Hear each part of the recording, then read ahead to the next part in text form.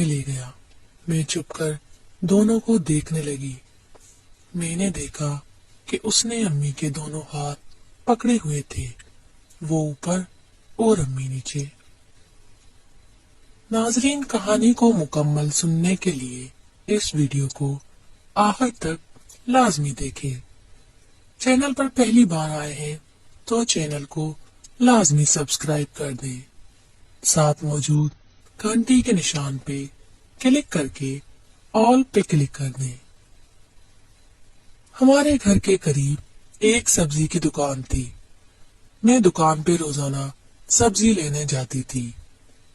पहले तो अम्मी उस दुकानदार से सब्जी ले आती थी।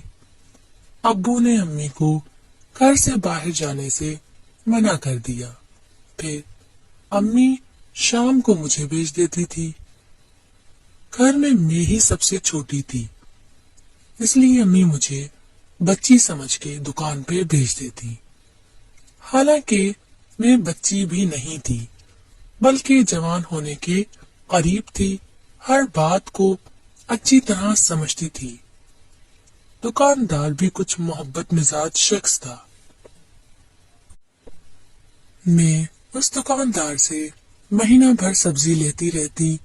महीना मुकम्मल होने पर उसे उसके पैसे दे देती। जब भी मैं सब्जी लेकर रवाना होने लगती तो वो दुकानदार कहता कि अपनी अम्मी को मेरा सलाम देना। मैं जब भी घर आती तो अम्मी को उस दुकानदार की सलाम देती तो जवाब में अम्मी वालेकुम सलाम कहती और मुस्कुरा देती। जब मैं थोड़ी सी समझदार हुई तो सोचने लगी कि अम्मी और उस दुकानदार के दरमियान कोई ना कोई चक्कर जरूर है। अब्बू ने अम्मी का बाहर जाना बंद किया हुआ था, लेकिन फिर भी अम्मी किसी न किसी दिन सब्जी वाले के पास जाती। फिर तो मेरे शक को और तवक्कियत मिलने लगी। वो सब्जी वाला भी ठर की तबीयत का मालिक था। एक दिन अम्मी ने मुझे घर में रुकने का कहा और खुद दुकानदार को मिलने उसके पास चली गई।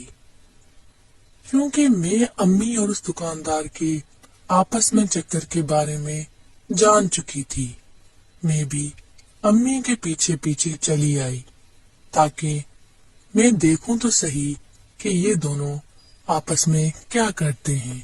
मैं उसकी दुकान के पास चुपकर खड़ी हो गई। शाम होने लगी थी। मार्केट की तमाम दुकानें बंद हो गई थी और फिर उसकी दुकान मार्केट से थोड़ा हटके थी। अम्मी और वो दुकानदार दुकान में थे। मैं दीवार से कान लगाकर दोनों की बातें सुनने लगी।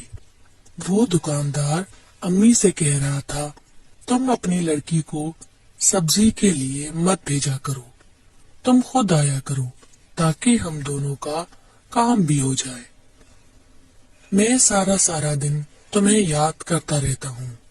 तुम्हारी खूबसूरत सी तस्वीर मेरे जहन में घूमती रहती है।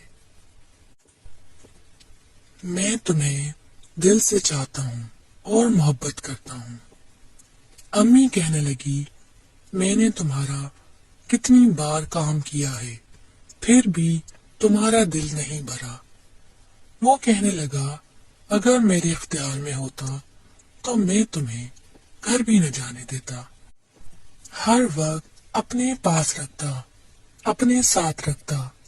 अम्मी की उस दुकानदार के साथ इस तरह की बातें सुनकर मेरे पैरों तले से जमीन निकल गई और मैं हैरान हो गई कि अम्मी ऐसा कर सकती हैं।